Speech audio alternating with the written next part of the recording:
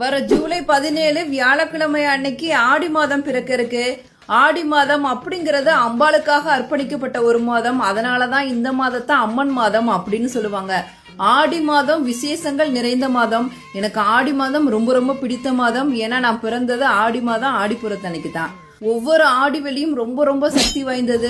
ஆடி வெளியில அம்பாளை பார்க்கிறப்ப அப்படியே உயிர்ப்புடன் இருக்கிற மாதிரியே இருக்கும். இந்த ஆடி மாதத்துல என்னென்ன விசேஷங்கள் எந்தெந்த தேதியில வருதுன்னு பார்க்கலாம்.